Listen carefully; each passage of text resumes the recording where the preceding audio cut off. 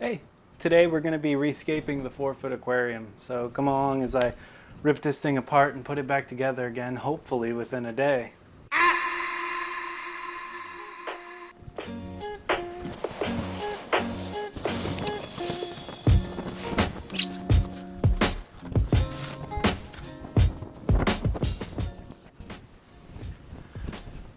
All right, so now with that guy out, we are going to take some of the water from the main tank, fill it up. I'm not going to fill it up all the way, probably like 2 inches down from the top, because I have rainbow fish and they are notorious jumpers, especially when they're kind of freaked out. So I just don't want it to get too high and then them hop out of the tank. But it'll still be their water. The filters will move over. Everything should be fine, but we'll see.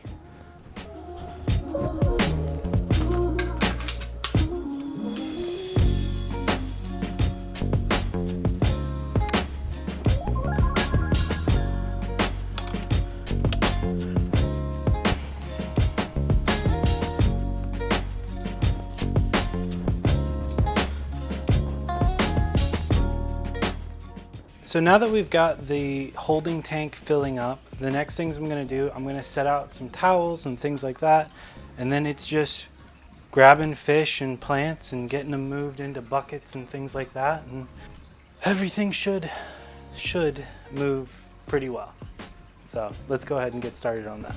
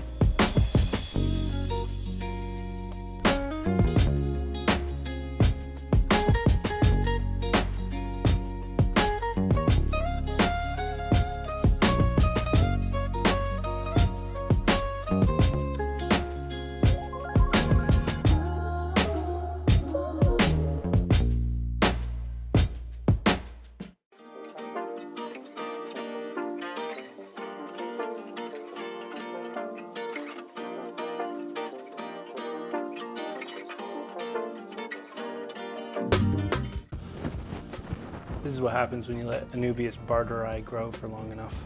This is also an instance of that.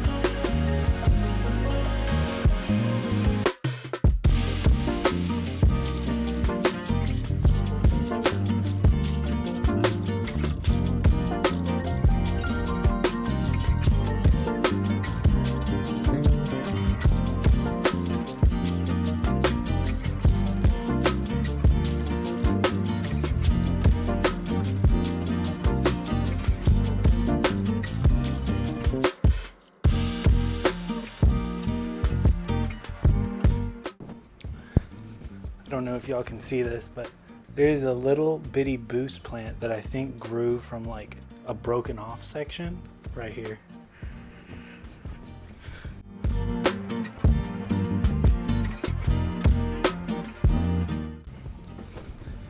And see, this is how the plant actually grows. So this would be considered like the mother plant.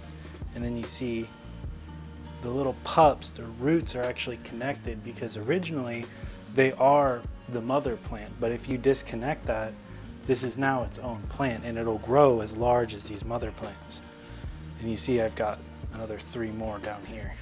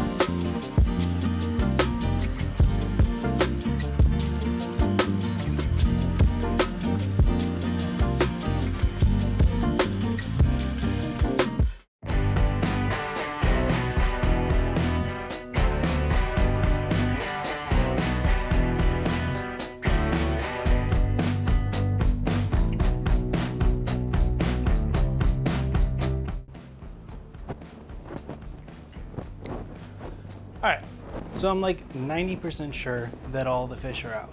And that means now that I've got to scoop out any of the sand that I'm actually trying to keep, because some of it's really not that bad.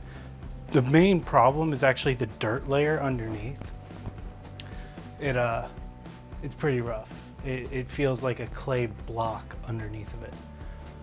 So we're gonna try and get that removed from the system, but it's just gonna be a bunch of pulling and dumping and pulling and dumping until we have a clean slate.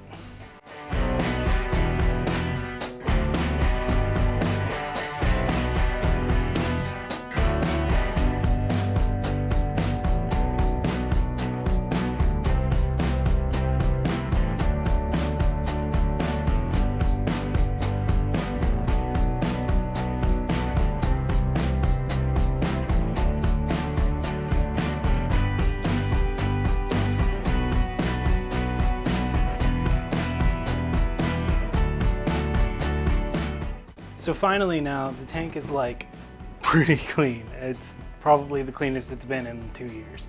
So I'm gonna use the shop vac to suck out the last bit of the water, and then we'll begin cleaning even more, because honestly, I don't know if you can see, but I'll show you. The floor is a mess with everything.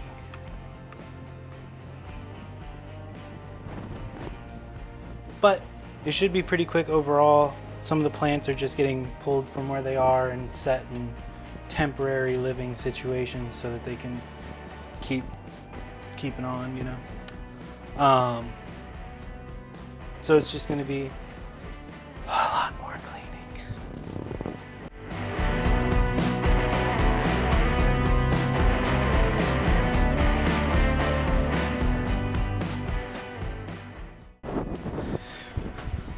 So the tank is clean. We're finally there.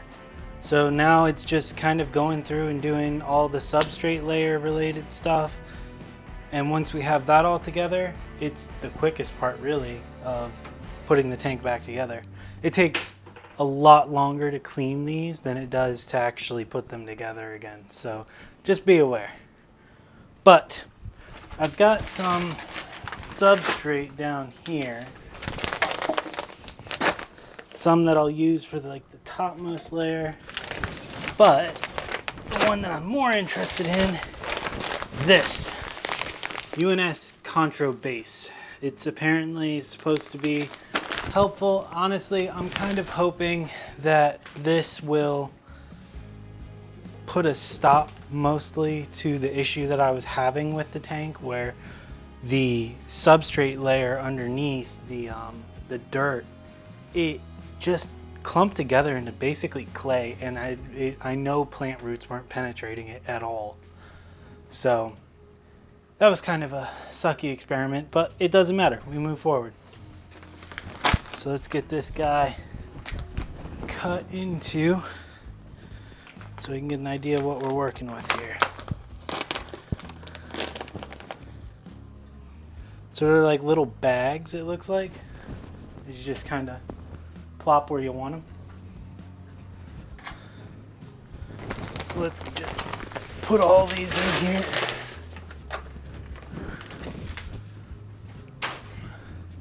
So I know with this specific tank, I'm going to be doing a lot of planting towards the back and the middle. I don't really plan on doing much foreground planting, but I might also kind of consolidate the planting towards the back left-hand side of the tank. My idea is that I'm going to make like a fallen tree trunk, so most of the plants are going to be around it with open swimming space towards the front. And what this is also supposed to help with is the cleaning process that I just went through, which you guys didn't see because it's honestly far more in depth than, not in depth, it doesn't have a lot of steps. It's just a pain in the butt. And all you guys were gonna see is me outside sweating, trying to sift sand and aqua soil. So hopefully this will allow a bit less cleanup in that sense next time I go to rescape this, because inevitably I will have to rescape this. And what I'm doing now is there's like these little pigtail tags on these. So I'm just shoving them underneath it so that it doesn't stick up through the sand. But overall, that looks pretty good. I like where this is going. Let me grab the sand real quick.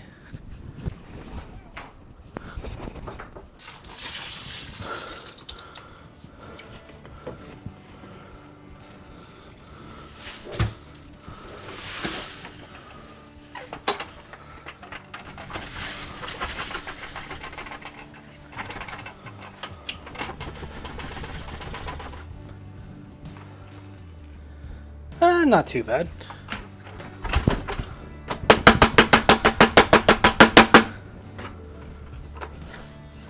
Yeah, really not much at all. So overall, I'm pretty happy with how this is turning out, because I was worried how much sand I was actually going to be able to salvage from all the dirt that was in here, because it is kind of a pain. And I had one other tank that I had done kind of a similar thing to, and the problem that I had was that the dirt colored the sand this like muted gray color, and it just looked horrible.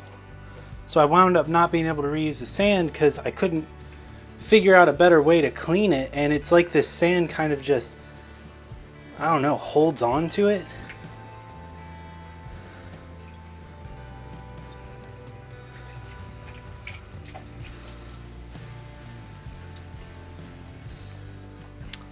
Alright, so now that we have that, I am going to rip into a new bag of sand and just do a nice even top layer. It shouldn't really add too much as far as depth goes. It's just more so to kind of help smooth out areas. I noticed a couple areas where the sand is sinking in between the bags. So I think if I filled it up with water right now, you'd just see a bunch of awkward lines where it just dipped down. And I did buy this bag for this tank. I actually bought both bags for the tank. I bought two. So I can at least use one on it despite having most of the sand that I need.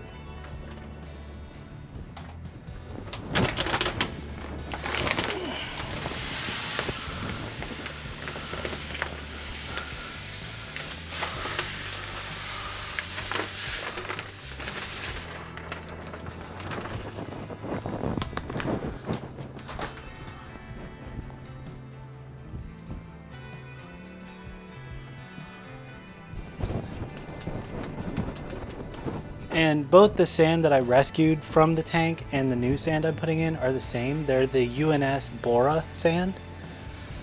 I am not affiliated with them in any way. I mean, let's be real, I don't have many subscribers, so the only way I'm affiliated with them is with my wallet. But I really like this sand. Honestly, I love Cory catfish, and it's one of the few sands that I've dealt with that doesn't screw up their little barbels around their mouth. The bigger stuff just gives them an issue. All right, so like I said earlier, my idea is to make this kind of like a fallen tree. So I've got a couple large pieces of dragon wood. Let me grab them real quick. So I've got these guys, and I'm interested to give them a shot. They definitely fulfill the idea of a large fallen tree. But I'm thinking like kind of up and towards the corner. I believe, if I remember correctly, this is called like a triangular aquascape. But I also have this guy, which looks super cool. It actually kind of reminds me of a skull, but I want to see about adding it towards the end and using it as kind of like the base of the tree. So maybe somewhere like here, like that.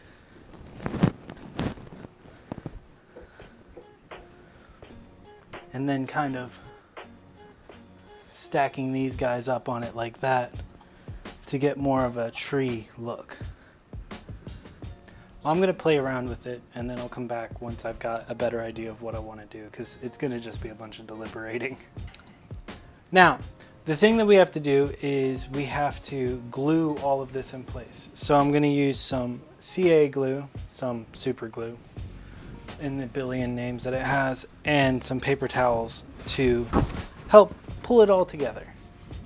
Basically, I'm trying to affix this in a way that the wood, because it's not waterlogged, will still float. So if I can affix it to a rock, it shouldn't float, hopefully, if I fix it to enough rocks.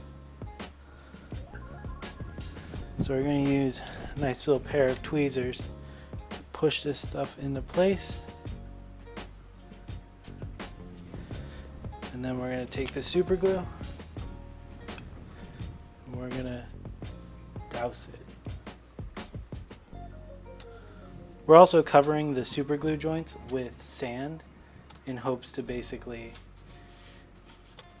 hide the joint. Now with the two pieces of wood, I'm most likely going to have to try and cover them with a plant instead of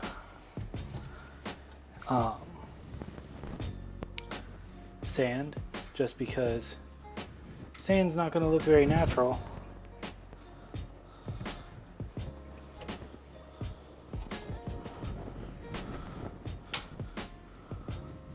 on wood.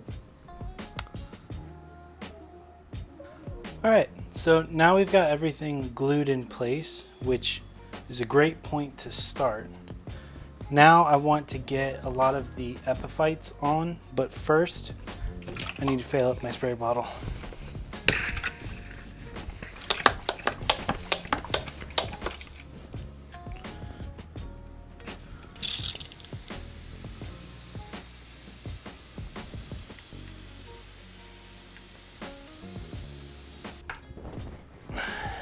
Alright, now we got our big bucket of epiphytes, Java Fern and Anubias. The larger Anubias I am going to put in here, but for right now they're in with the fish, and I don't really want to disturb them too much. But we're going to start adding some greenery. Now, for the most part, I prefer to find places where the plants can sit without worrying about them coming up on their own. That way I don't have to glue them. Which this wood will provide a lot of opportunity for that, but it will also provide a lot of opportunity for gluing because it won't sit everywhere. There's not holes everywhere.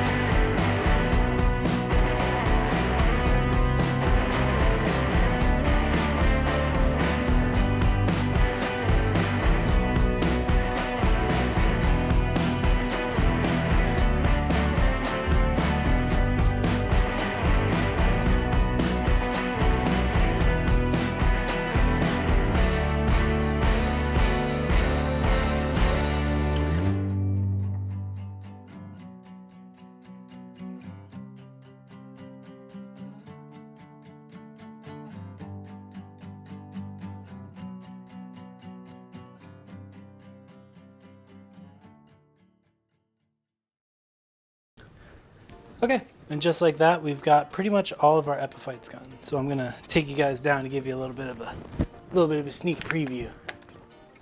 Let me get this all off here. Ugh. So, as you can see, we've got a fair bit of green throughout the whole thing, trying to kind of make sure that everything flows well. And you might say to yourself, wow, that looks like an awful lot of epiphytes, and you're probably right.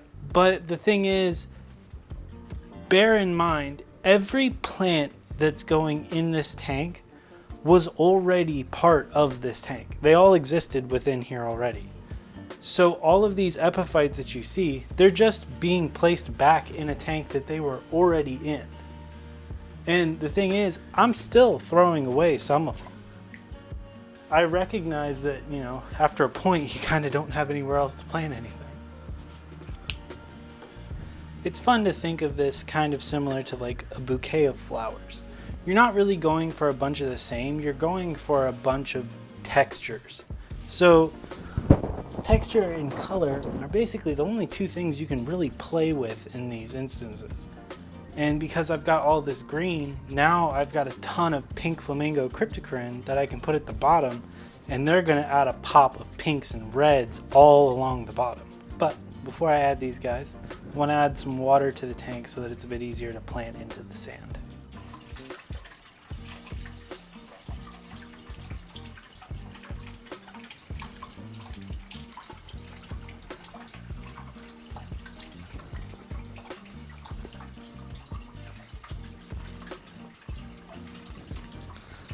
All of these crypts started from 3 plants, and this isn't even all of them. The bucket still has probably another 20 in it. All right, now that we've got some water in it, we can go ahead and plant some of these crypt pups. I just basically take them, so like with a proper pup like that, I get rid of everything that's extra. But I take them in my hand and I hold them between my fingers like this, and I keep my pointer finger on the end, so between my thumb and my middle. And what I do is I use my pointer finger as kind of like the drill, and it presses down the root and allows the crypt to self-right.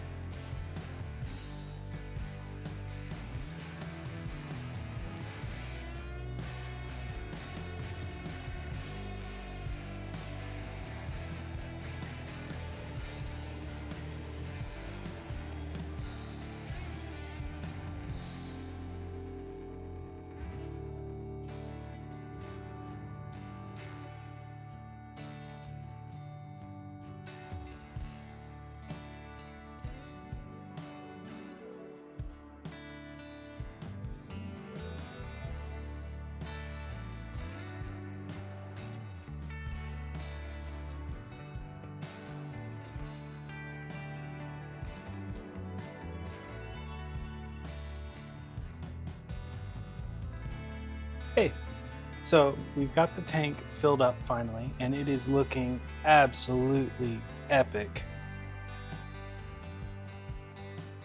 We've got that nice log feature, and there's so many plants all over the log that it really kind of makes it disappear the fact that that's two separate pieces. It looks more unified that way.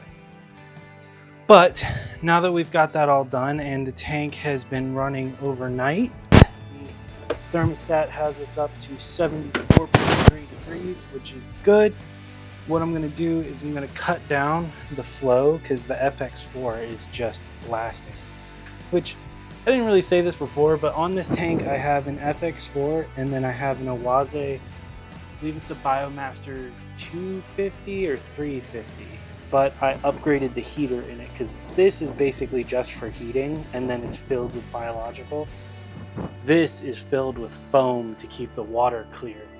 And I think it's doing a pretty good job. There's a little bit of brown to the water though. The wood is releasing a pretty decent amount of tannins already, but that's gonna just be part of water changes and things like that to get rid of it. Other parts of the equipment on this tank, I've got two AI Prime 16. These are the freshwater HD models. And then this is an AI Prime Hydra 32 in freshwater. Obviously this 16 looks a little different than that one.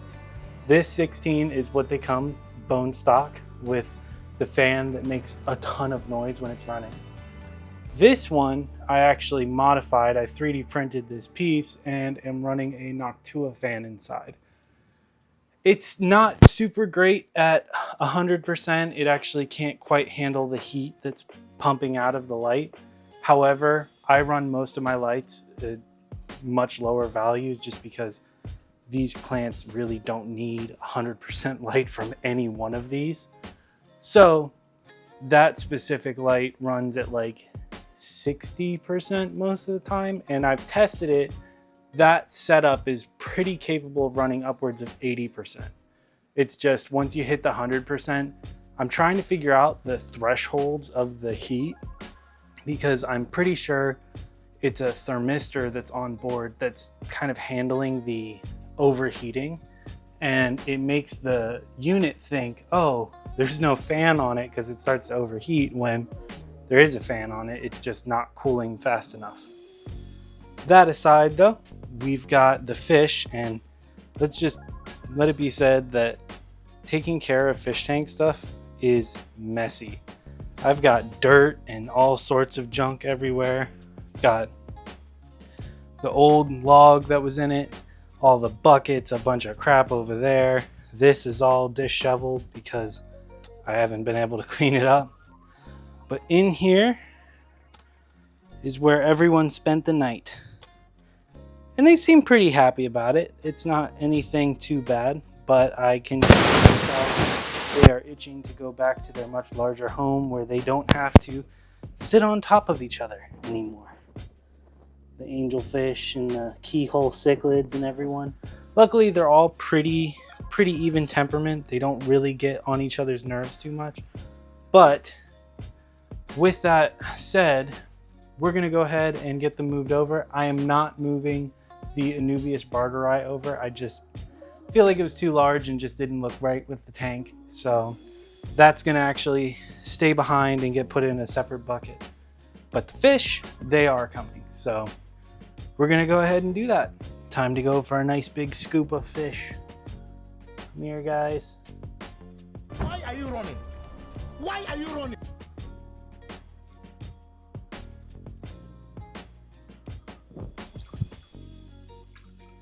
Come here.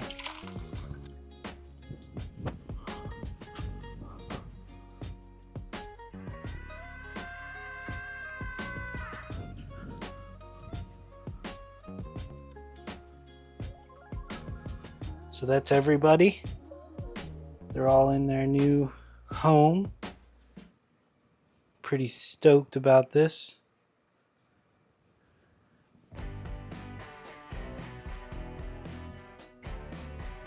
So with that in mind, I'm gonna let them chill for a couple hours. They just aren't really gonna be all that colored up or actually comfortable for a bit. So I'm gonna let them chill for a bit. I'm gonna clean up everything else, their holding tank, that's absolutely disgusting, and then just all this other random stuff.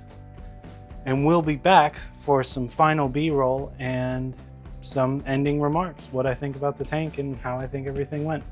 So see you then.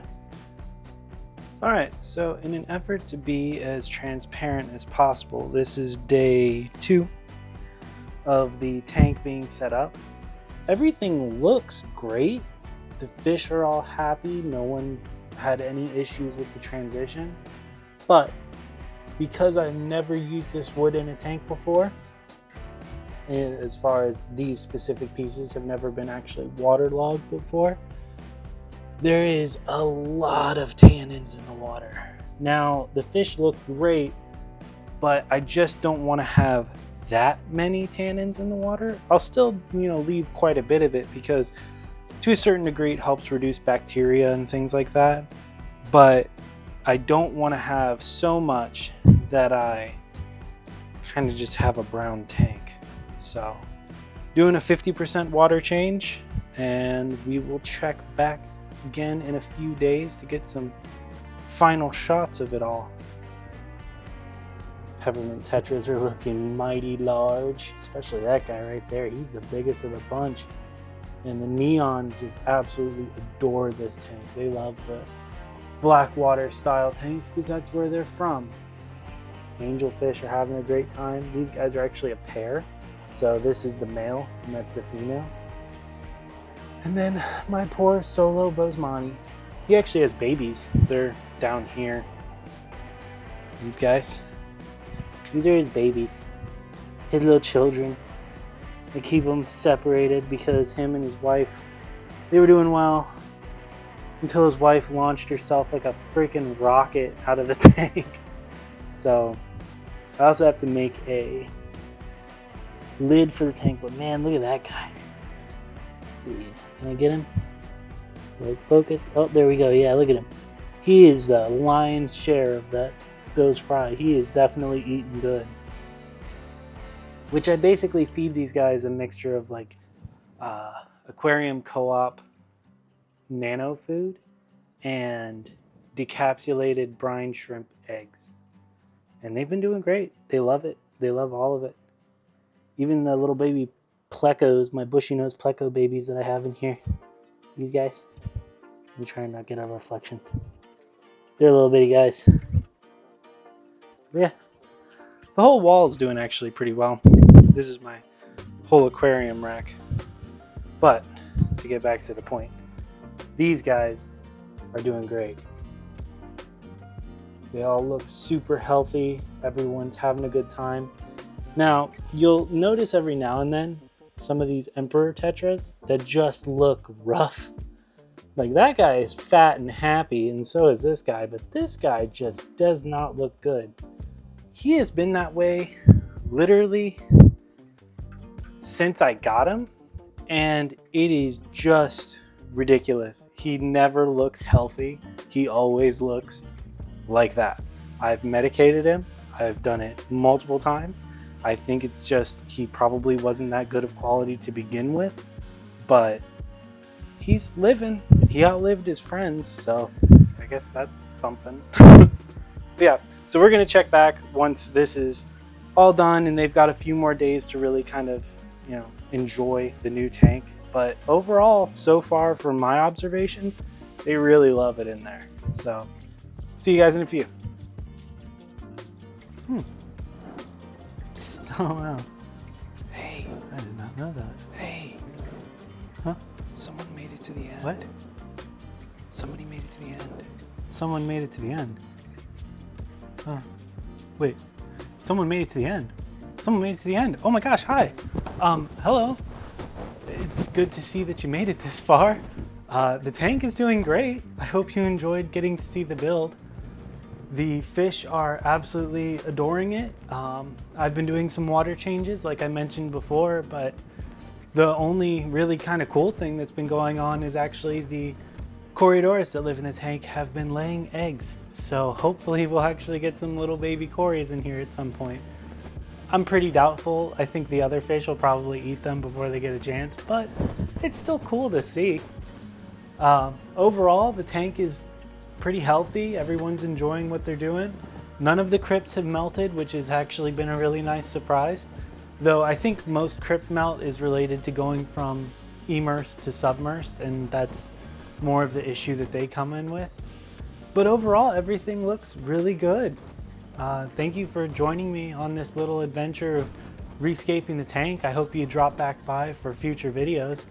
If you get a chance, if you could do the whole like and subscribe thing. I don't really like putting that super early in the video because at least by this point you've actually seen what went on. So if you don't mind, a like and a subscribe would be awesome. I will go ahead and give you guys some beauty shots of the tank, and I hope you have a good one. Bye.